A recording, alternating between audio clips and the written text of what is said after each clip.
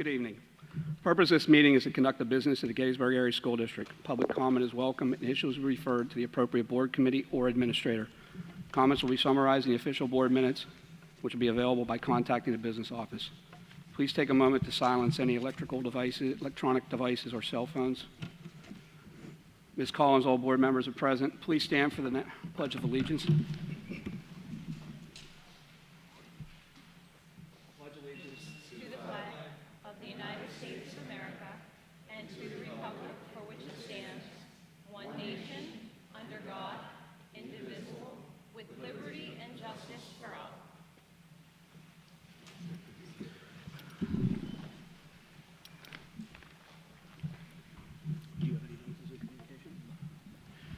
You'll notice in your agenda, if you have it, we have notices and communications, and typically that is a rather silent item. However, I'm going to take a moment and address the audience in my position as board president and not speaking from a personal level, and if I do, I'll certainly let you know that it's my personal comment and I don't represent the board. We have received a lot of emails directed to the board, and I am the one that's responsible for responding as a board as a whole. Whether my personal beliefs are in line with the board as we vote or not makes no difference. That's my responsibility. So let me clear the air here because I see we have some public speakers. The district is not changing its curriculum. We have not changed it, I should say. We are in line with what the state has asked us to be in line with. Our administrators have met with the teachers and continue to meet with the teachers to better develop a curriculum across the board for an equitable education. That is not for debate. I welcome anybody to speak to that. We'll be more than happy to listen to that.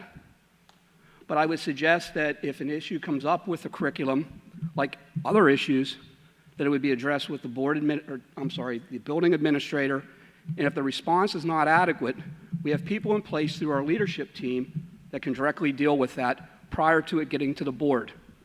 We were surprised as a board as a whole with a newspaper article that singled out or mentioned, that's what I should better say, mentioned one of our teachers.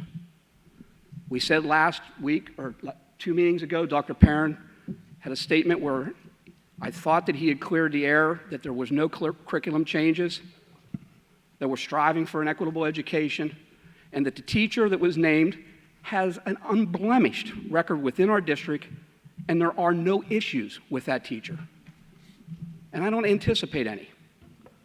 I'm sure she appreciated people standing here at the last meeting, addressing in a positive manner. But speaking for me personally, that's all I've ever heard throughout her career. So it is not a board agenda item. On the other note, I would ask that anybody speaks and anybody in the audience, look, we're divided in some areas. Where we shouldn't be divided is in this room here. Everybody walks into this room and wants an education. They want to be something in their community, whether it's a budget issue or policy and procedure. We can disagree, but I would ask that it be civil. As board president, I'm not tolerating any outbursts. You'll be asked one time. At the second time, I'm going to ask you to leave. We are not letting this board break down to platforms for agendas. This board is here to further the education of our students and families. Thank you.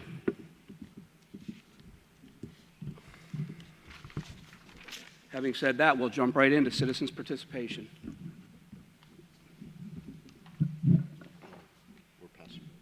I'm sorry, they're all just. Gotcha. Good evening and welcome, everyone. Appreciate you all coming tonight. We have, I believe it's 8 people that have requested to address the board. So we're going to start with Mr. Derek Scott. If you would come to the podium and please get close enough so that everyone can hear. Appreciate that.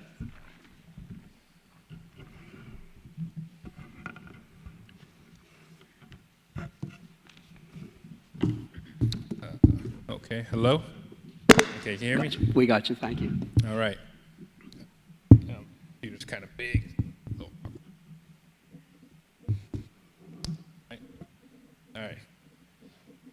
All right. Thank you, board members, for the opportunity to speak. I'm Derek Scott, a parent of a daughter in the district. I look forward to collaborating with the board and district in any way that I may help to ensure that we are an excellent district for teachers or educators to teach in and for students to reach their fullest potential. I'd like to address the board about the district's plan to improve economic achievement per the requirements of Title I of the Every Student Succeed Act. As a parent new to the district, who is also a social scientist, I've started to take a closer look at the district's economic achievement. While the district's overall performance seems to be above average, a closer look at the data, particularly as it relates to economically disadvantaged students, English learners, students with disabilities, and students of color are quite alarming. The achievement gaps at both the middle school and elementary school levels are very concerning. While growth scores show, in some instances, positive growth for these student groups, the achievement gap between these student groups compared to students who are not economically disadvantaged are quite concerning, many times near 20 points or more. In a review of the district's latest comprehensive plan and some Title I plans, there does not seem to be a lot of language about how the district will address these large achievement gaps. Further, the district does not show the disaggregated data on its website that magnifies these gaps. I had to pull them from federal and state data sources. If we are not transparent and do not talk about these issues to all stakeholders, how will we effectively strategize to reduce them and create equitable opportunity? I asked that the district share these data, and this includes how many students of these groups participate in AP classes and go on to four-year colleges compared to economically advantaged students. Further, it does not appear that the plans address the importance of providing educators with evidence-based, culturally competent, relevant, and responsive strategies to support educators as they work to provide students with opportunities to succeed at the highest level. How does the district plan to support its educators using these strategies? How does the district plan to support its educators using these strategies? In addition, how does the district plan to ensure that its curriculum is culturally responsive so that all students achieve at the highest levels? The plans indicate alignment with the standards, but no specific references to actual curriculum. Research clearly shows us that culturally responsive curriculum are important to ensuring that the success of all students. It would also be helpful for the district to post this curriculum as a clearly noted best practice for district. Gettysburg is a wonderful community, and I'm happy to be a part of it now. So let's engage the community so that we can support the district in becoming even better. Thank you.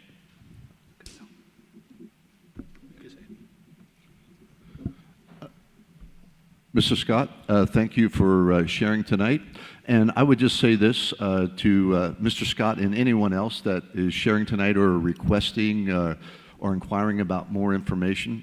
Chances are we here at the board and the administrative team that's here tonight aren't going to be responding right away in real time. But again, if you would put those that information and we'll take note of that.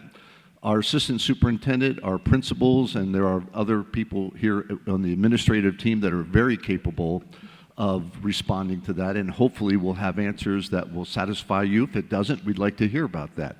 But we'll have Dr. Perrin work with his administrative team, and someone on the team will follow up with you in regards to that, and anyone else that is interested. Okay, so thank you. Our next citizens participation inquiry is Jenna Scott.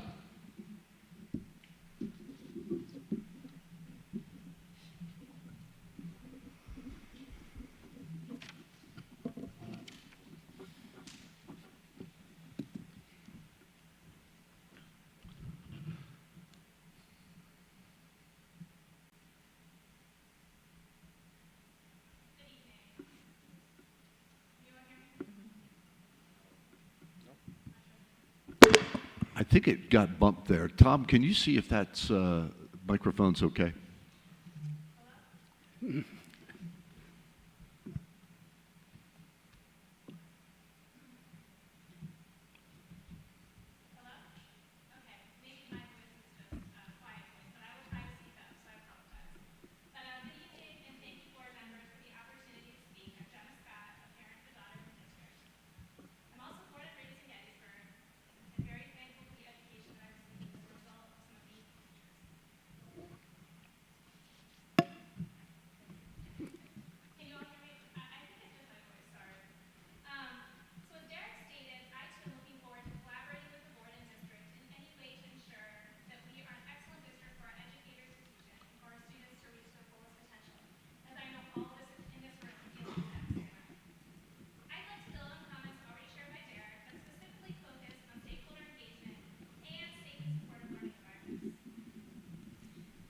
Stakeholder engagement is one of the most important strategies in building a successful district and school culture and climate.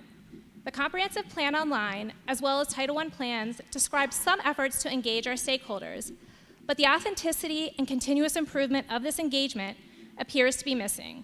We'd like to know more specifically how the district plans to engage its stakeholders in required federal and state plans, including the American Recovery Plan. For example, how are stakeholders, teachers, parents, students, and community members selected for participation? Do we ensure that representation adequately represents our most underserved students? How do we ensure that we continuously engage our stakeholders, including having honest and transparent conversations about student performance and curriculum? Gettysburg is like so many communities across the country, where politics are serving to polarize us. And we forget that the heart of our education system is to support our educators and students. Thankfully, I have seen through my work many districts across the country have these difficult conversations, support educators, put students first, close achievement gaps, and create greater opportunities. In order to understand where we are as a community, we ask that the district share its school climate and culture reports. For example, we'd like to know, how does the district assess school climate and culture? What instruments are used to assess climate and culture? Who administers the assessments? What is the sample or population of stakeholders that are included? How does the district communicate the results and plan for continuous improvement? How does the district strategic plan ensure social and emotional supports for students and teachers? As part of ensuring a positive culture for our educators and students, as well as the wider community, we need to address effective ways to prevent community spread of COVID. After all, we want our educators teaching in person and students learning in person. Therefore, we ask, what communication strategies will the district employ to share COVID cases with stakeholders? Will this include dashboards or emails? Will the district use the CDC recommendations and Pennsylvania Department of Education guidance for all teachers and students to wear masks? If not, what evidence is the district using to support a different decision? How will the district handle positive COVID cases? Will students and teachers move to virtual platforms for an allotted time? I love Gettysburg. I really do, and I get emotional when I think about it. I returned here a year ago, and I want this community to be the best community possible. We are an amazing village, and when we work together, we can achieve anything. One of my favorite quotes, all of our humanity is dependent upon recognizing the humanity in others. We are all human. All of us recognize the humanity in one another. We can achieve great things when we listen, when we hear, and when we work together. Thank you all.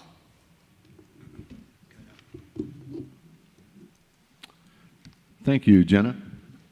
Our next citizens participant, Carolyn Jenkins.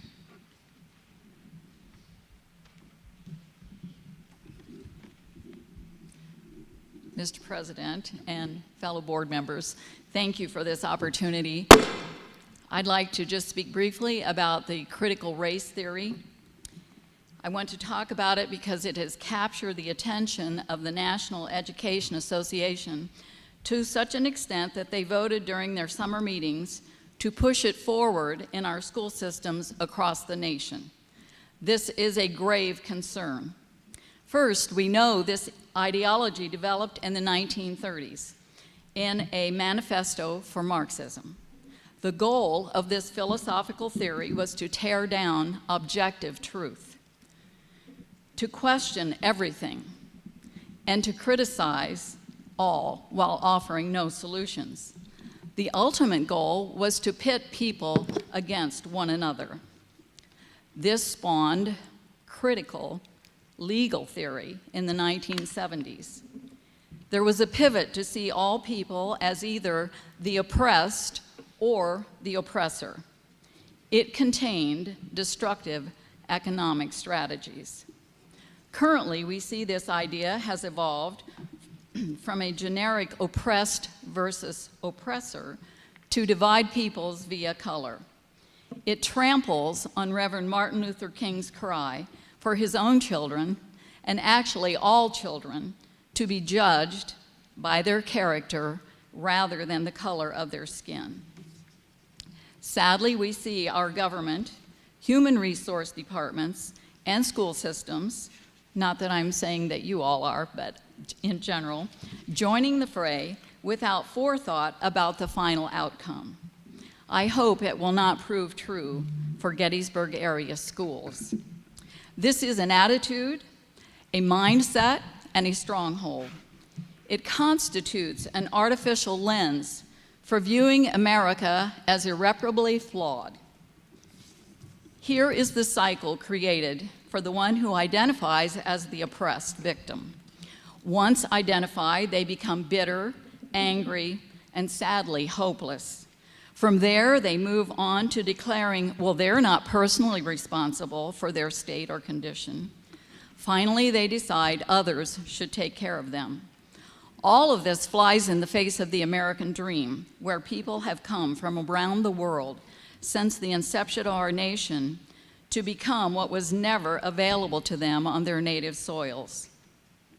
Here is the other side of the cyclical coin. Once you have been identified as the oppressor, shame and guilt are heaped upon you. You are made to feel responsible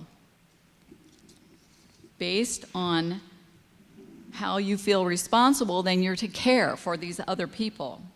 And it's based on an unchangeable factor, an unchangeable trait, that being the color of one's skin. This is a system worse than the caste system in India, where individuals have no hope for anything different than the one dictated by the strata of their birth. Study the plight of the untouchables, and you will glimpse the outcome of such schooling. My plea is simply that such teaching never be a part of the Gettysburg area school system. Indeed, I would beg you to take a bold step and outlaw the use of any such ideology from all classrooms and textbooks. For the sake of the children of every color, and to enable each and every one to thrive and strive to be the very best they can possibly be.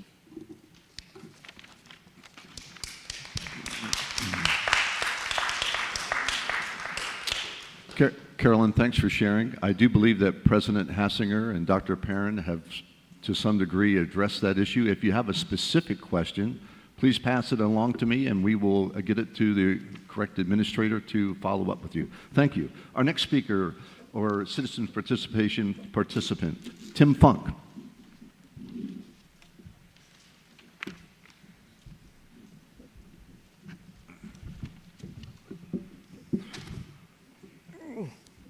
All right, thanks. Can you hear me?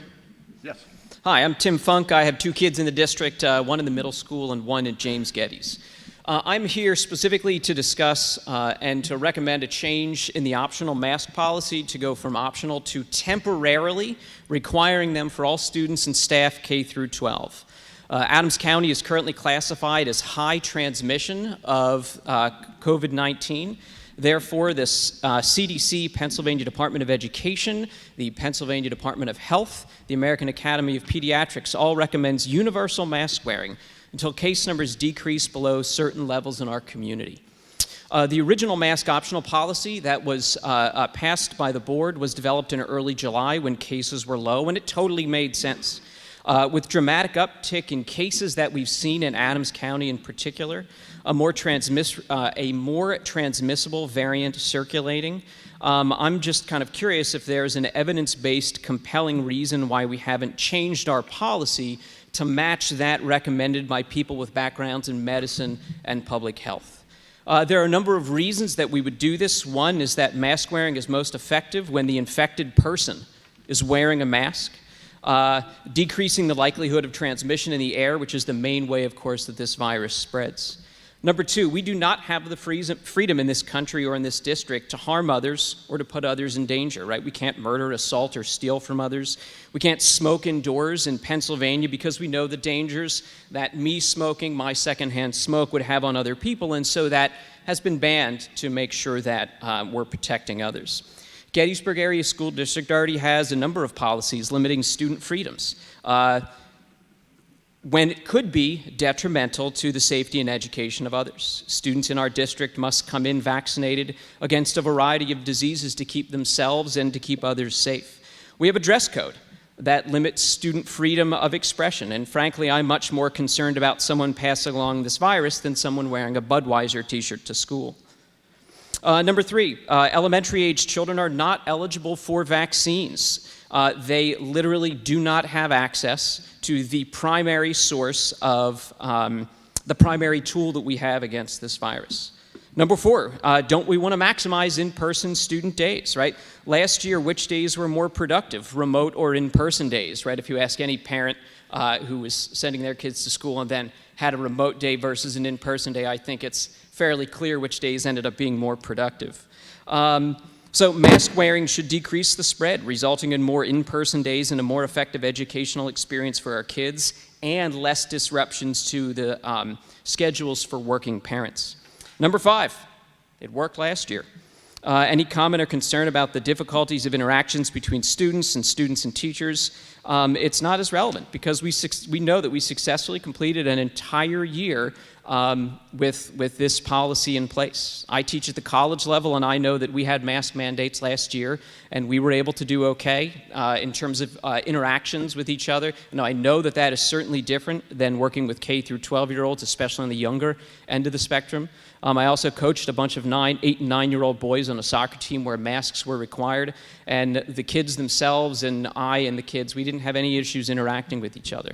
I just want to end by saying that, let's be honest, nobody freaking wants to wear these masks, right? Like, this isn't fun, right? I don't enjoy wearing this thing.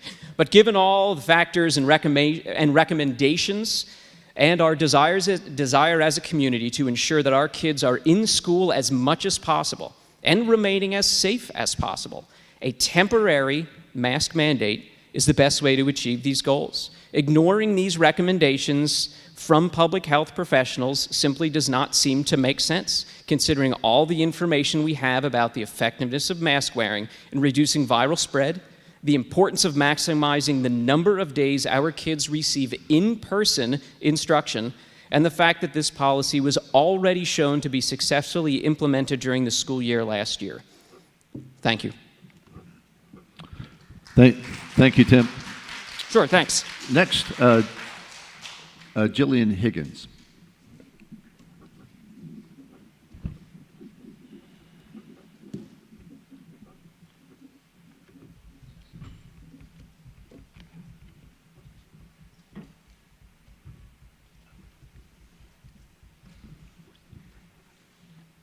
Good evening, and my name's Jillian Higgins. I'm a parent of 3 children in the district, and I think Tim has just very nicely summed up many of my concerns.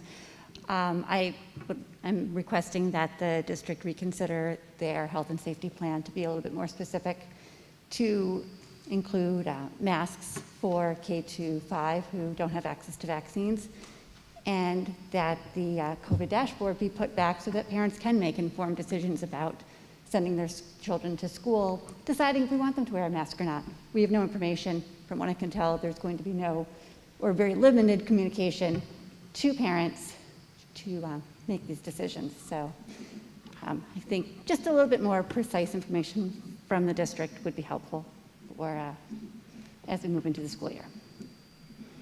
Thank you. Thank you, Jillian. Next is Christine Hopkinson. I hope I'm pronouncing that correctly.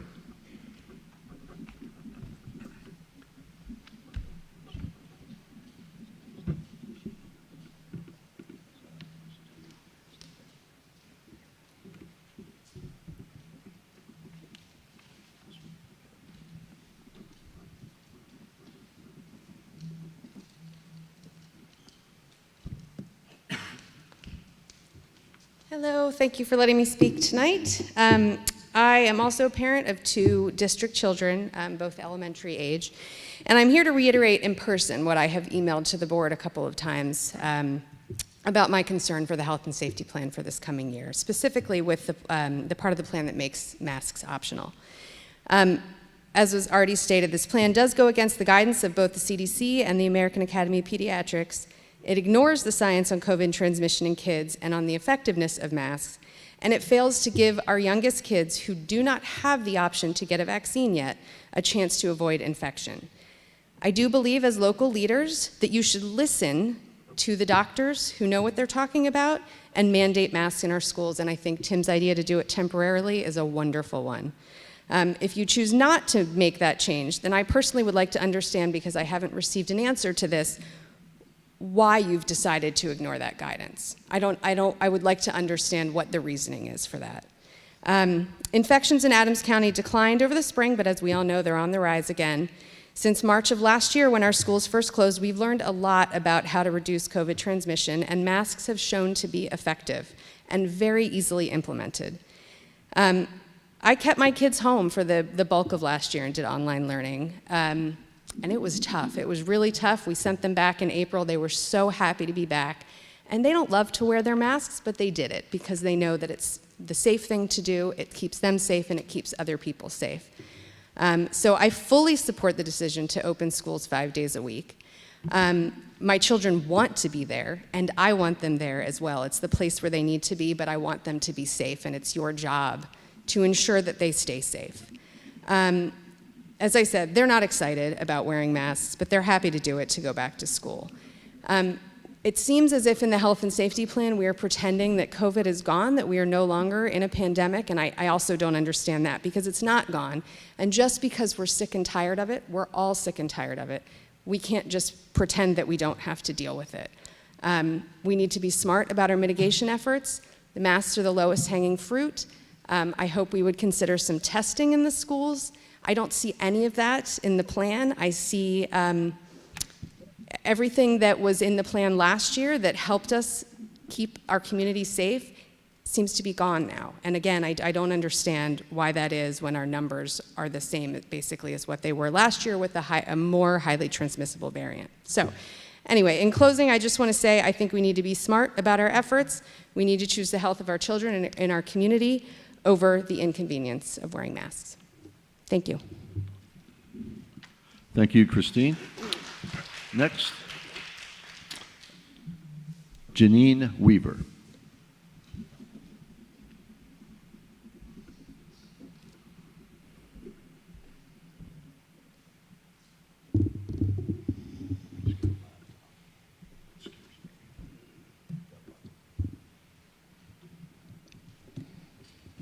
Hello, good evening. My name's Janine Weaver, and I have 4 children in Gettysburg Area School District, 2 in James Geddes Elementary, 1 in the middle school, and 1 in the high school. I'm in front of you today to address the achievement gaps that we see in races at Gettysburg Area School District. More information very well from what Derek Scott said. And the pressure that you are feeling to not teach critical race theory and the 1619 project. As most of you probably know, the in-depth of both curriculums are taught in higher education, meaning possibly bachelor level, but more likely at the master's and doctorate levels. Even with this misplaced labeling, age-appropriate diversity education is necessary. It's necessary to become better learners and to become more successful. Research from the Sesame Workshop and NORC at the University of Chicago says building a solid and positive sense of identity involving race, ethnicity, gender, religion, and social class is vital for a children's healthy development, as well as the students understanding themselves, as well as understanding other cultures and races' points of view, creates empathy. Empathy creates kindness. If there's one thing we can all agree on, is that we want our students to be successful and to be kind. Empathy creates kindness. With that said, only 40% of white families surveyed by the Chicago University said they discuss race and ethnicity at home with their children. Diversity is not just learned by having diverse peers. It's by having diverse teachers, as well as the teachers teaching diverse points of view. For example, if you're teaching on the Vietnam War, you would teach the view of Northern Vietnam people, the view of Southern Vietnam people, and as well as the view of American people for the war. And we need the children to understand the various points of view, to understand the struggles other cultures and races face. We want them to find empathy, to create empathy and kindness as a core value. We want them to understand what life is like in someone else's skin. With that said, we need our teachers to be incorporating these various points of view into their curriculum, and that's one thing I would like to challenge the board and the administrators to do, is make sure the teachers are incorporating these different points of view. That, again, that is not the mislabeled critical race theory. It is simply teaching kindness and diversity to understand someone else's point of view. Teaching someone else's point of view is not pushing politics. Understanding race is not politics. Again, it teaches empathy. So with that said, we need, sorry, I lost my spot. And we don't want the teachers, when they're teaching about race, when they have the retaliation from students and their parents, we need them to know that our school administration, including principals, superintendents, and the school board members, will be there to support them. Our teachers deserve our support. So my question is, what are we doing as a district to close the education gap and to ensure that our children, if they are not white, feel incorporated into the system, as well as if they are white, understanding what it's like to be of a different race or culture? Thank you.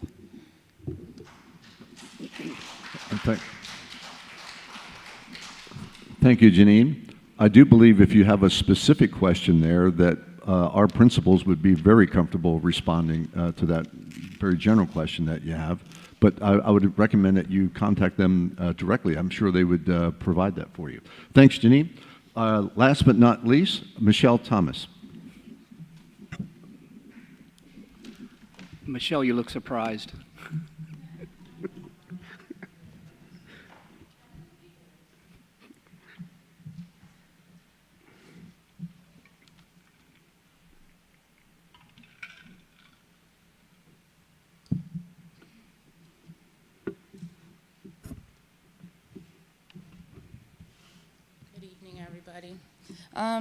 I did get an email response back from, is it Dr. Perrin or Mr. Perrin? Michelle, would you talk a little closer to the microphone? Or, thank you. I did get an email response back from, Jason, the principal, sorry. My question was in regards to the ESSER funds. Let's see here. You guys were supposed to get something tonight, according to him, on the agenda to provide a summary of what the ESSER 2 grants are going to be used for. I know it was supposed to be used over the summer, but with COVID, I know nothing was used or done. So what extra support for these students in the fall of 2021? How are you going to address the learning losses for these students?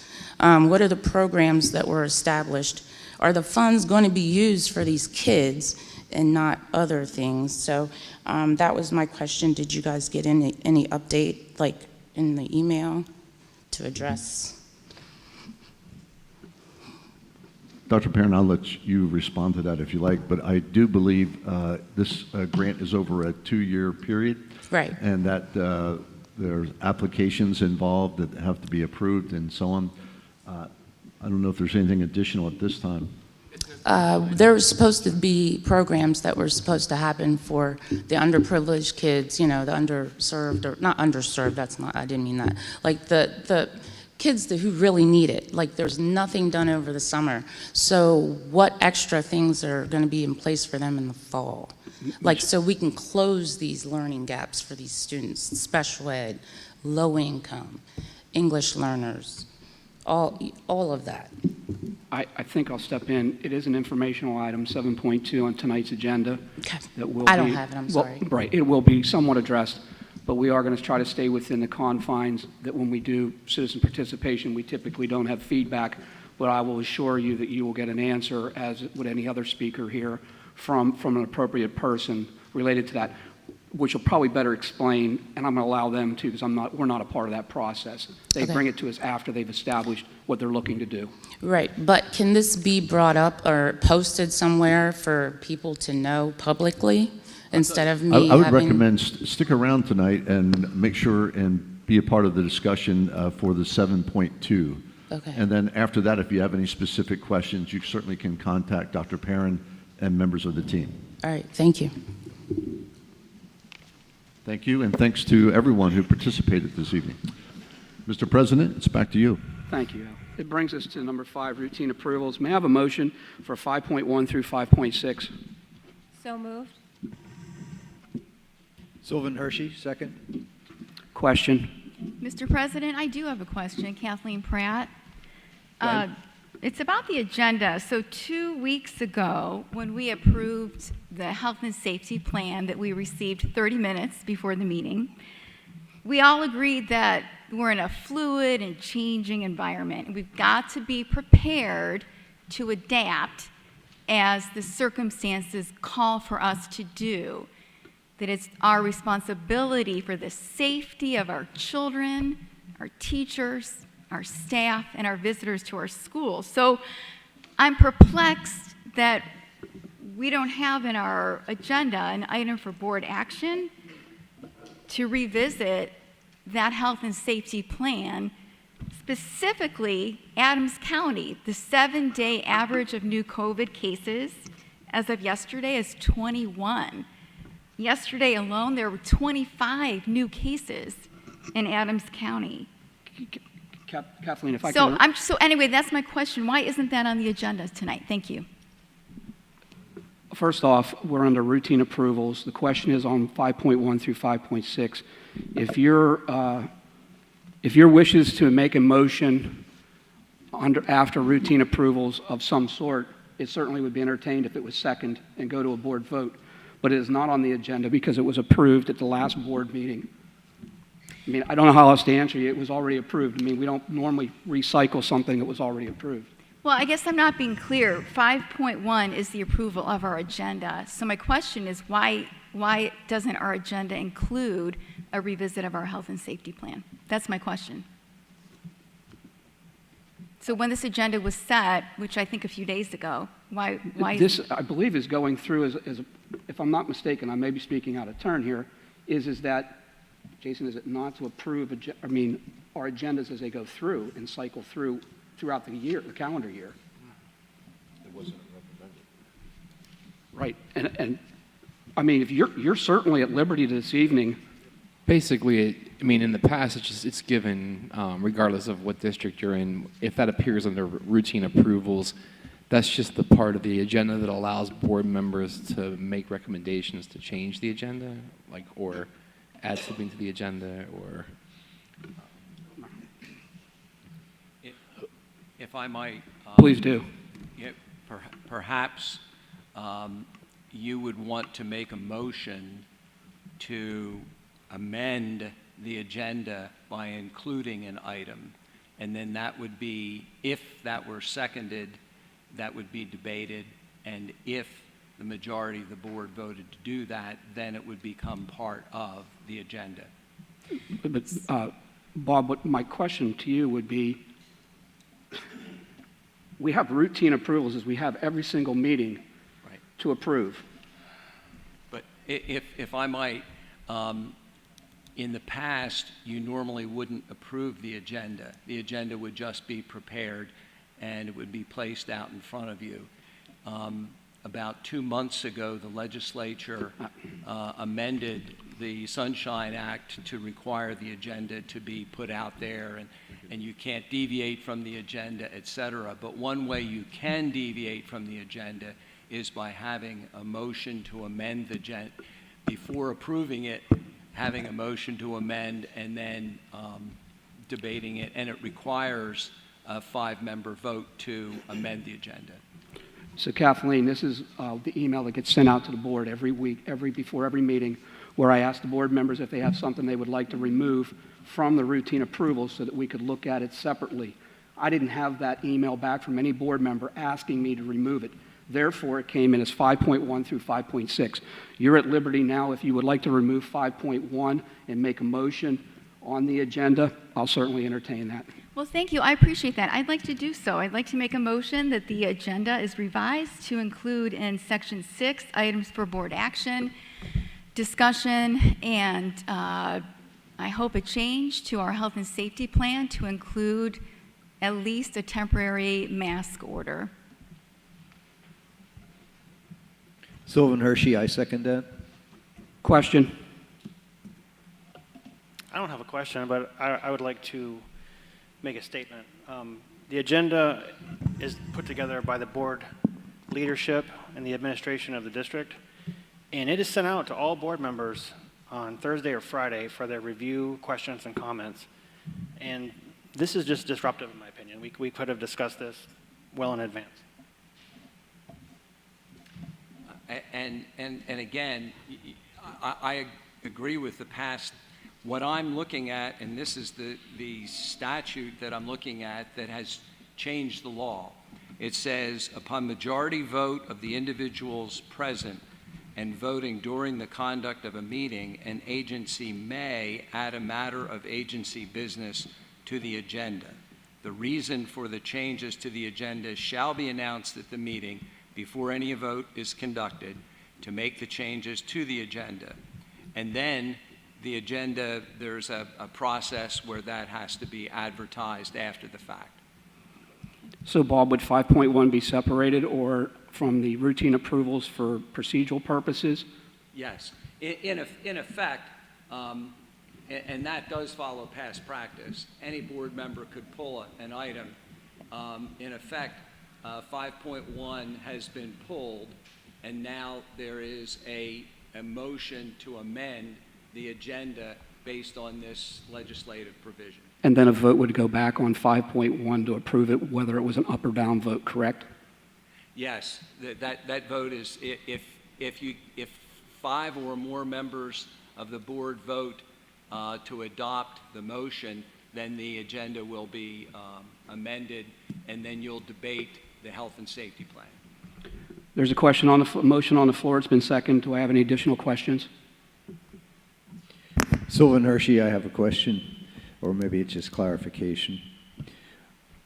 Every month when we receive our copies of the agenda, my mindset is that you, Mr. Hassinger, and Dr. Perrin have sat down and put together the agenda that we're going to be looking at the board meeting. And we have the opportunity to pull something out to discuss on its own merits rather than be put together with a grouping of agenda items. And I think maybe what we need to do for improvement in communications is to make it clear that as board members, we at that time would have the opportunity to add something to the agenda rather than just to pull an agenda item out for particular discussion. So that's my concern. And Sylvan, I'll address that before we go to a vote. You are partially correct. The district administration presents to Dr. Moyer and I an agenda based upon the day-to-day and yearly operations of the district. We examine that agenda, we sign off on that agenda. The agenda is then released to the board as a whole late Thursday, latest early Friday, depending if financials are done. At that point, prior practice was board members had the ability, if they had a significant question on a routine approval, they were able to remove that so that they weren't sabotaging, so to speak, or voting no across the board on routine approvals when they really only disagreed with one item. But certainly, we'll discuss that with Dr. Perrin and his staff and see if we can't make it a little bit more crisper. But in all honesty, for 4 years, this is exactly how we've done that. Carrie? This is Carrie Soliday. Point of clarification. Actually, routine approvals came about a few years ago, and they were to be items that the board saw year after year, making them routine. And then action items were items that would tend to have more discussion because they were not routine. And so there's been a shift in the trend where we have new items under routine approvals, and even last week we saw a lot of questions. This week I'm anticipating asking a lot of questions because there's things that under routine approvals that I've not seen before in past years, and in fact it's the first time on an agenda in 5 years. So maybe a bit of clarification then also is necessary for what is routine. Thank you. Thank you. Is there any additional questions on the motion on the floor?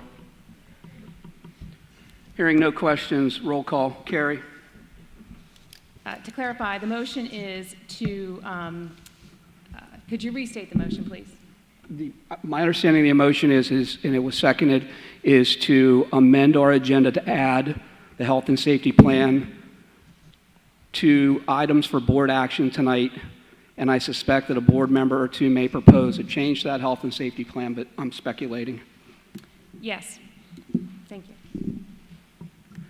Amy Beth. No. Tim. No. Mike. No. Sylvan. Yes. Timon. Kathleen. Yes. Al. No. And I vote no. Bob, do I have to go back to 5.1 through 5.6 now, correct? That's correct. Are there additional questions on 5.1 through 5.6? We have a motion and a second. Yes. Carrie. I do have questions. This is Carrie Soliday. The financial report. Belinda, it's in a new format, and I'm not familiar with all the abbreviations. It would be helpful to know what some of the abbreviations are in those documents. Let me find an example of one. PSD, LAF, I'm not sure what that is, and it's listed with liquid, with max, with fixed rate interest. There's another PLGIT and reserve. I could guess that it might be the reserve fund. Just the formatting is difficult to understand what exactly are each of the line items, and so my question is, could there be a key to what the abbreviations are? I'd like to just mention that as the treasurer, Belinda and I have been talking about those things, just adding a little bit more clarity so that we as board members would be able to recognize that. So I think that's something that's actually being talked about now, and Belinda's done an excellent job with working with me so that we can understand a little bit better as to the line items. So it's something that we are working on. I have another question. I don't want to, if anybody else has something. Go ahead. Okay. Under 5.3, the Gettysburg Area Education Association Memorandum of Understanding, this is a new item as well, and it appears that the MOU is for, it's labeled as cyber teacher graders. So I'm curious, who is teaching the cyber classes?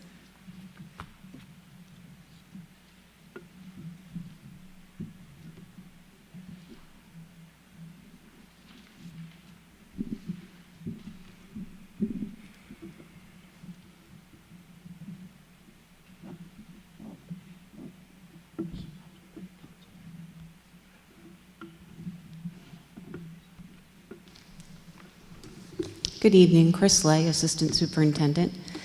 We are outsourcing our services to Keola this year through the Lincoln Intermediate Unit.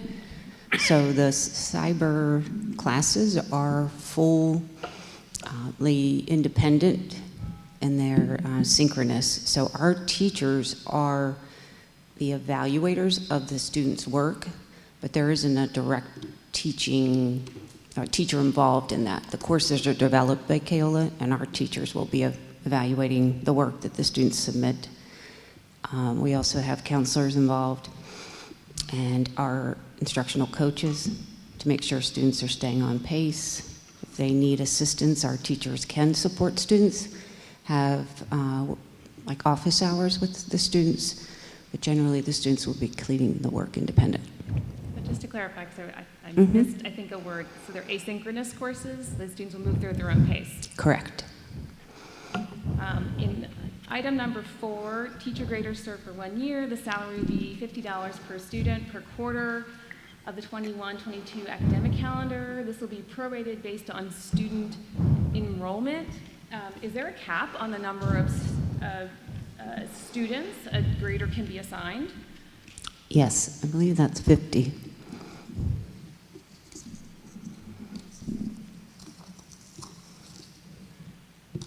And this is our teachers in 6 through 12. Elementary teachers are not the teacher graders. Could you clarify who would grade the elementary content? We are outsourcing the work for our elementary cyber program, so the provider is also providing the grades, and those students do get direct instruction with the digital provider that we're outsourcing. It could be prorated, so they could have as few as perhaps one student, but as many as 50. They also are responsible for any adaptations that are needed for learning support, emotional support, English learners, participation in 504, and IEPs. I mean, it sounds like quite a bit of responsibility. And just looking at the numbers, even if they had 10 students, that's about $2,000 extra that would could be earned, but it's also quite a bit of responsibility. And we worked on this contract with our teachers, and our teachers were the ones that were interested in serving in that capacity. There's, is this perhaps related to another item under ESSER's, the cost then of the, I think it's VLN it's referred to there, is in the $600,000 range? Well, VLN is going to be used for our students at Hoffman Homes only. Only, okay. And there's another ESSER one, but I think it's another item, so let me just double check before I... But yes, this money, this resource and the expenses are in ESSER because we currently have 63 students in our full-time cyber program, and that number is going up every day at this point. And we believe a big part of this is the impact of COVID.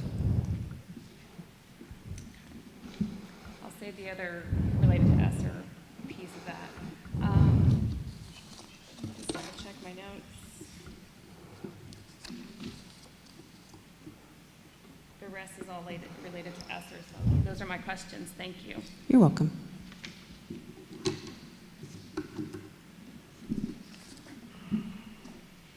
Mr. President, I have a question on 5.5.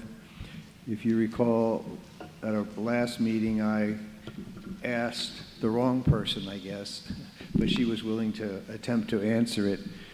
After hearing the tenor of that meeting, and I made the comment that we have an angry society, maybe we should be looking into doing some training for our event supervisors, just in case we have problems at those events between attendees of the opponents, so to speak, in the sports world and our own people. And I was hoping to get an answer tonight as to was any thought given to training in addition to working with G-Force Event Security again?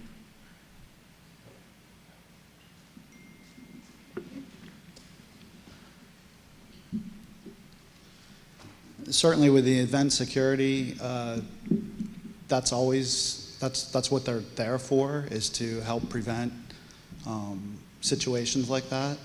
But they're all unarmed security personnel with training, but obviously if something gets out of hand, they don't put hands on people, they call the police. So I think what you said it makes sense, and obviously we talk about making sure that everybody understands how that works and the training that they might need. But as far as a developed plan that we did from last meeting, I don't believe that necessarily has happened, but we certainly are continued discussions about that type of situation. Most of the training for that type of personnel is de-escalation strategies, same type of training you would give, a teacher in a classroom. So you want to be able to solve probably 80% of what you're faced with just through de-escalation,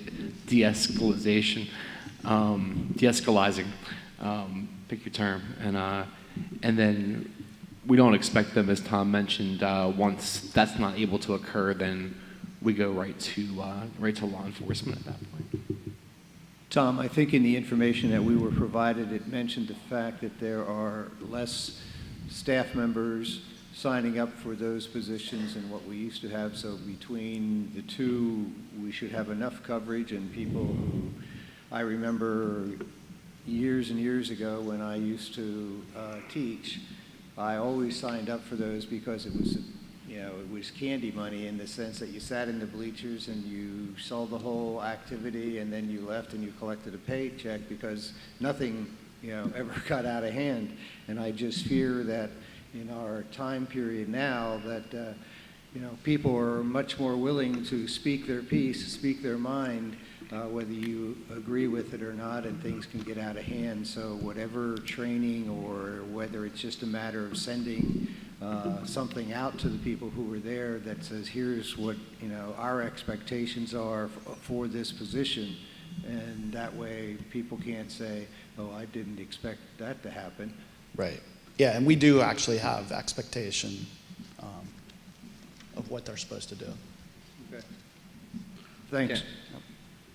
Can I have a question? Jim. And they might be able to elaborate. What is the annual or estimated cost that we pay G-Force on a yearly basis? I tried to get you before you sat down. Sorry, buddy. Basically, in comparing the years past, 2018-19 was really the last full year, and we had, you know, 1,900 hours or so of security use. So in looking at the hourly rates that G-Force has provided in the contract and our hourly rates for using our own staff, it's really about cost neutral. So as far as the actual total amount, I don't think I have that off the top of my head, but it's basically about the same. So it's been budgeted for. But Tom, it's an item, and after 30-some years in law enforcement, that unfortunately the district and the community can't walk away from. It's no different than the SRO program that we're about to go in and try to renew a contract at some point, whether the board will entertain it. It's a program that's beyond the law enforcement contingent. It's a mentorship. It's all the things that even some of the emails and speakers speak about. You know, our current guy, Rich Kiefer, handles on a daily basis, 900 to 1,000 some incidents a year. And they're not all putting hands on somebody. In fact, they're not putting hands on anyone. Right. They're dealing with bullying incidents. They're dealing with kids' lunches, taking truancy, taking kids home. There's so many other things. So I applaud you for putting together a security program. I mean, it's much needed in today's society. Okay, thanks.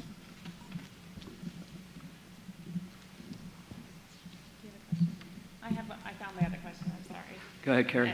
And I'm sorry, Dr. Lake, you may have to come back to the microphone to answer that. It was under the Educational Services Agreement. And I know the district has worked with Hoffman Homes for quite some time, and there wasn't a written agreement prior to that. So I was curious, in reading through the agreement, how many students residing at Hoffman Homes attend school in the Gettysburg Area School District building? Because I didn't recognize that before, or am I misreading that? No students. Okay. So everything then that is provided actually happens on the Hoffman Home campus. Correct. Okay. So my second question, so Hoffman Homes is you know, more contained environment. Did Hoffman Homes have to close classrooms last year due to COVID? Do you know, between March 2020 and June 2021? I don't know for certain, but I suspect that they had similar circumstances. So then providing the cyber option to Hoffman Homes is, what is the rationale for providing a cyber option to the Hoffman Homes Academy?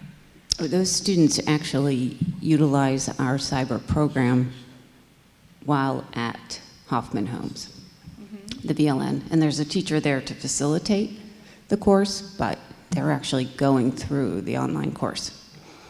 Right, so the asynchronous online course. Correct. They are not receiving direct instruction from an adult. They're moving through courses at their own pace. They are, but an adult is there to provide that if necessary, because they also can be the grader, so you have to be certified in the content. So when you're looking at the cost of $242,000 for this VLN, would be the virtual learning network, what I'm surprised that that isn't charged then perhaps to the home district, or that it's simply coming out of the Gettysburg. It's not? This is for the students that are in Gettysburg. Okay, students who are Gettysburg Correct. residents who are At Hoffman Hoffman. Homes. Correct. Thank you for clarifying that. You're welcome. Does the board have any additional questions on the motion on the floor? Hearing none, roll call. Amy Beth? Yes. Mike? Yes. Timon? Yes. Al? Yes. Kathleen? Yes. Sylvan? Yes. Tim? Yes. Carrie? No. And I vote yes.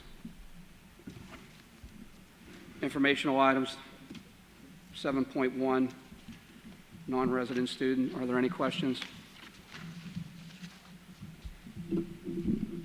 Hearing none. 7.2, ESSER. Dr. Perrin.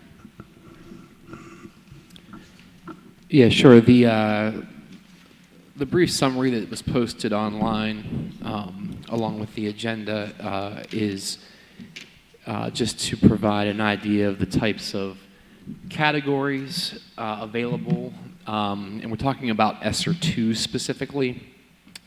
ESSER 2 will be submitting generally by September 1st, and then in September of the fall, we'll begin working on ESSER 3 and looking at how to appropriate those funds.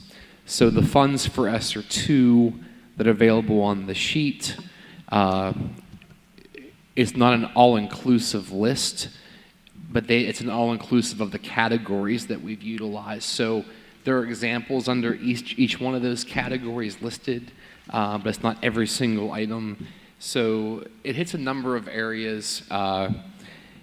There was summer programming this summer, I believe, at the middle school, looking at remediation and learning loss support as we enter fall of 21. Looking at mental health support at a number of levels. We know that jumping right back into face-to-face learning for all students, there is some anxiety there for kids that I've talked to.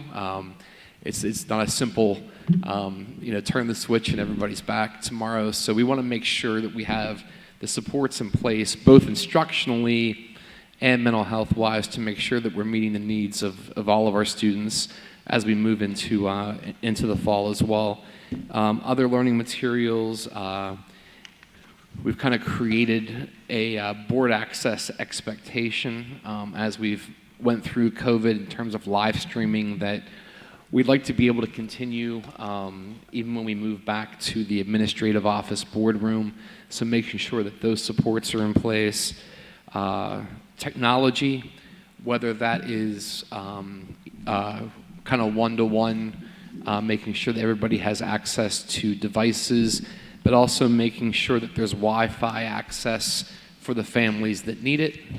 Those tools have to be in place, or you're not able to provide the equity to instruction that we're trying to provide as we move into any school year, but especially school years where at different times you might be asked to jump into a remote situation where the access becomes that much more important. So making sure that we're taking care of families that need support in that area as well. And those are just some of the items off of that sheet. Certainly Belinda and Dr. Lay went through a fairly long process. We started talking about ESSER 2 as we were moving through the budget. And then through the summer, budget heads got together. We took a look at the categories that qualified, some of the emerging needs, some of the very, very specific needs for learning, for all kids, and then for those who might need special assistance, regardless of what that assistance might be. So there are a number of things listed there. The ESSER 3 funds is a much larger portion of money, so we'll be starting on that in September and kind of working through the fall. and trying to make sure that we're utilizing those the best way possible. Again, you kind of look at the concentric circles model in school finance, and that is student in the center, and you kind of work your way out from there. So we try to make sure that we're keeping the student in the center, and then we're still spending some monies on some infrastructure and those types of things, but really all of it's supporting learning in some way, or supporting parental access to information, or supporting community access to information. And it's really about just making sure that we're both utilizing the grant to fidelity, making sure that we're utilizing it in the areas that it's designed for, and also that that we're able to, at the end of that, be able to be accurate in the way that we've used it, because like most federal grants, there is monitoring associated with that on the back end of it to make sure that you're utilizing the funds. So the process is very similar to the process that districts use for Title I funds, Title II funds, 3, 4, even Perkins funds for technology, education, type hardware, software. So the process itself, so the ESSER grant is through the e-grant system. Belinda and Dr. Lay have worked very, very closely back and forth between the administrative conversations and then making sure that all the accurate information gets put back into the grant. So just kind of a summary in terms of where we are, where we are right now, and then we'll start looking at the next grant in the fall. And along with that, I believe it was a couple board meetings ago, the question was asked, is there someone that's always looking for grants? And basically, we look at every grant that becomes available to us, and we see if there's a need within the district that would actually align to it. So, for instance, there are some things that we could have put in ESSER that we saw other grants available for, like maybe something was a really odd technology grant that, like 4 or 5 things would apply to. So one of the things that we're doing this coming year, not with ESSER funds, but through another grant, is all of the, and we've talked about it for several years, so this year it's finally going to happen, is all of the school buses will be Wi-Fi enabled, which will be, it will be specifically helpful for those long activity and athletic trips where, kids are traveling in the evening for an hour and a half, and and then they get back home at 10 o'clock at night, and then it's homework time. So there are some things that aren't part of ESSER, just as an example of grants we look out for. And Jeff Williams found that grant, and so that's kind of where we are with ESSER 2 specifically, and that was through many conversations in terms of coming up with a laundry list and then kind of prioritizing kind of the student piece of it, and this is where we are at this time. And like most grants, we can go back in and make corrections as needed with federal grants. So Belinda and Dr. Lay, if I missed anything that you think is paramount, feel free to jump in.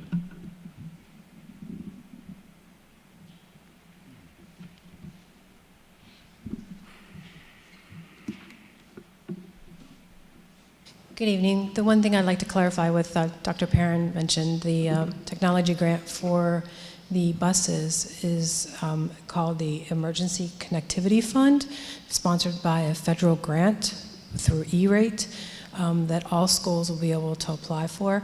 It was a turnaround time frame that was very short and narrow for Mr. Williams, and he was successful in submitting the grant. We will find out for certain whether or not we were approved, but it's at approximately $158,000 to supply that specifically to our routing buses and so forth. Just wanted to give that information. And to answer your question a little earlier, Mr. Soliday, PSDLF is Pennsylvania School District Liquid Asset Fund.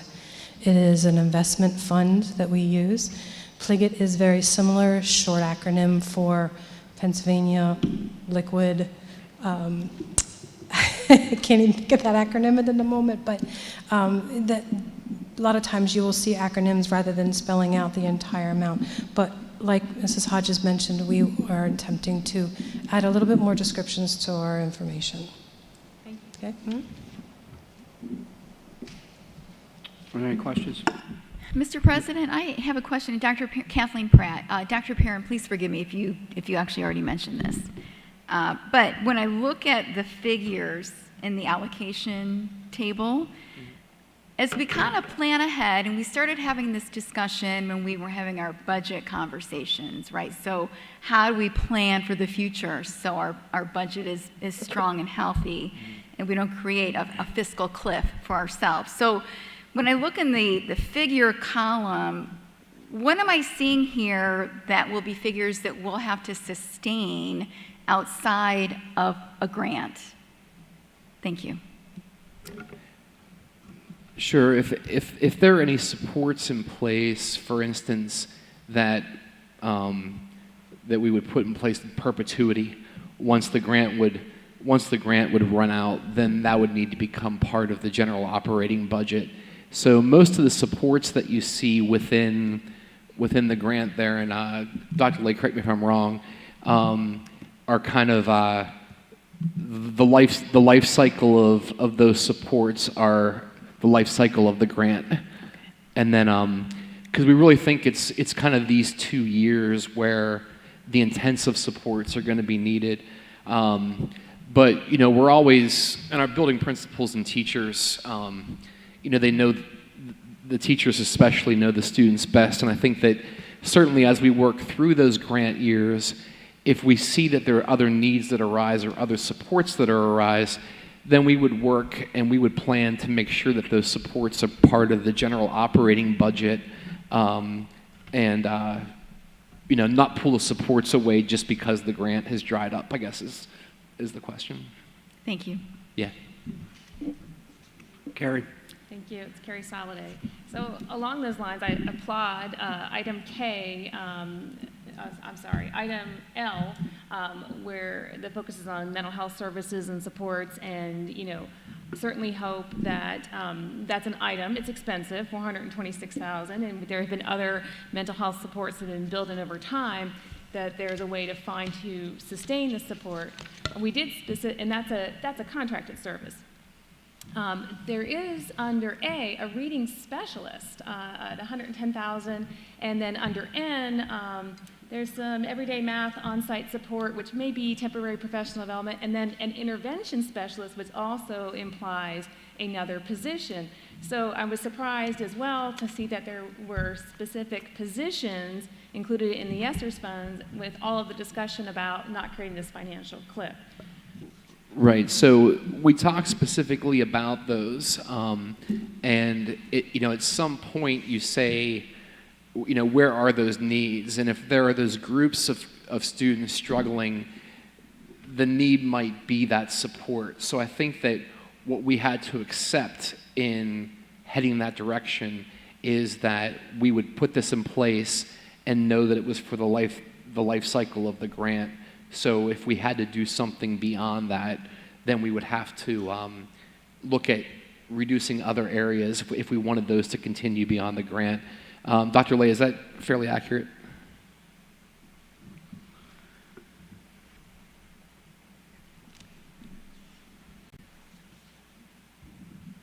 It is accurate. The other justification for a reading specialist is to support the implementation of our new core phonics program and our new online digital content. So much of it is through the transition of building capacity in our schools.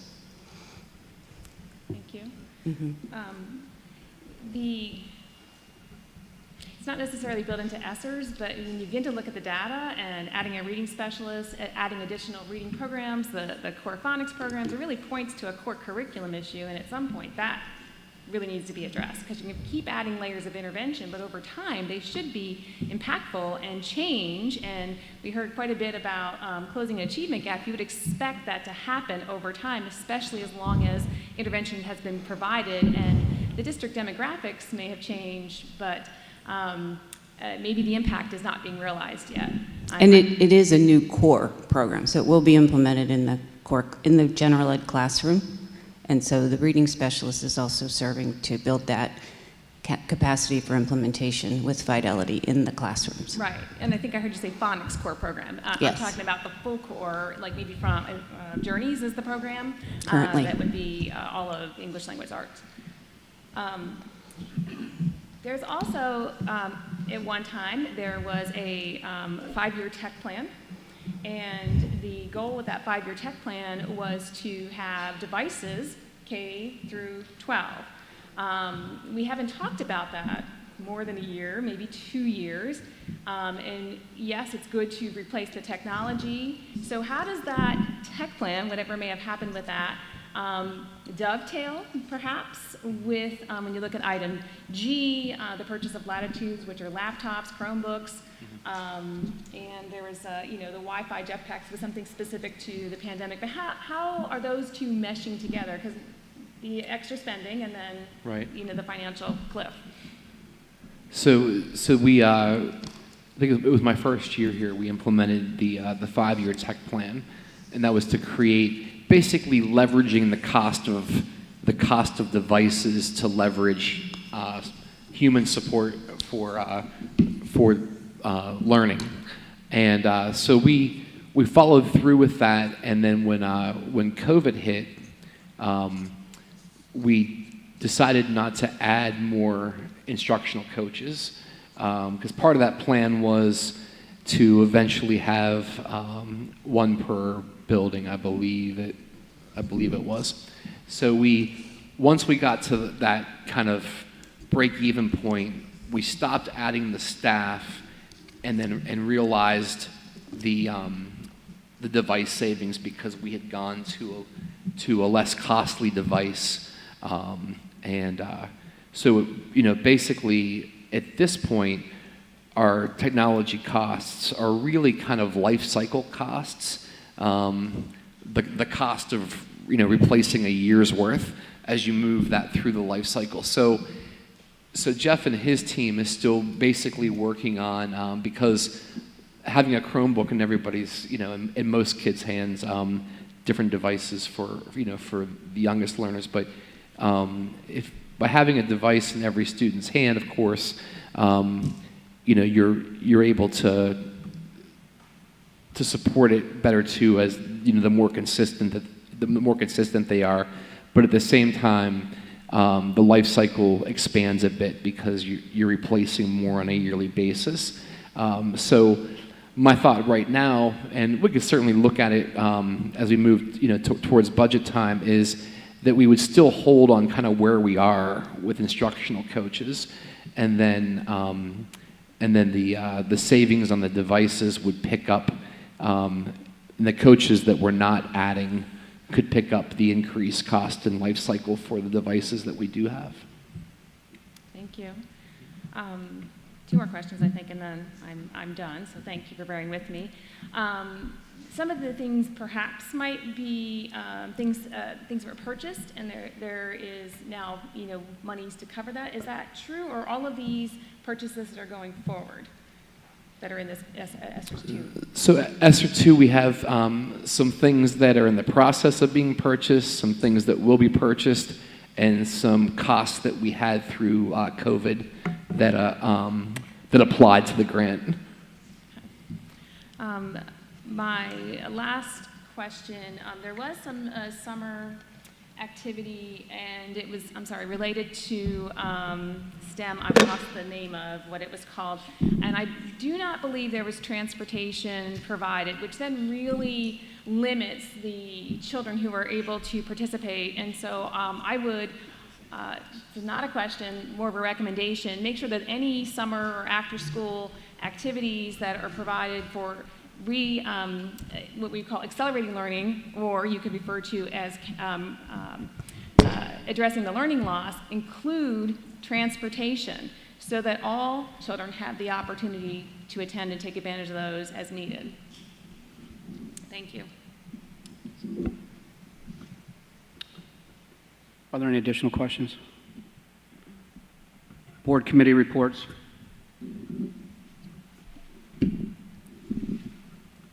Just Carrie. very briefly, the Adams County Technical Institute paused over the summer. Our next meeting is on Wednesday evening at 5:30. Thank you. Calendar of events is noted that our next board meeting will be September 7th.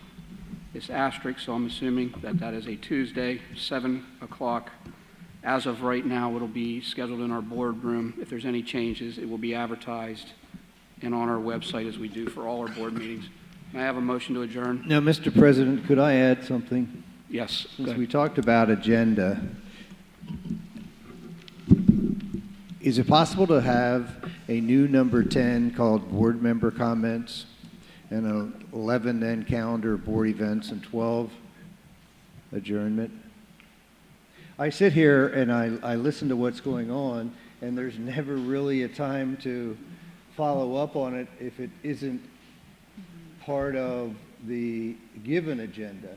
Like, I love to compliment the people who went to the microphone and congratulate you on what you said, how you said it. Hopefully you opened up some minds this evening rather than closed them. I believe you did. Dr. Perrin, I have a question for you. Do we have a new job description for Andrew's position?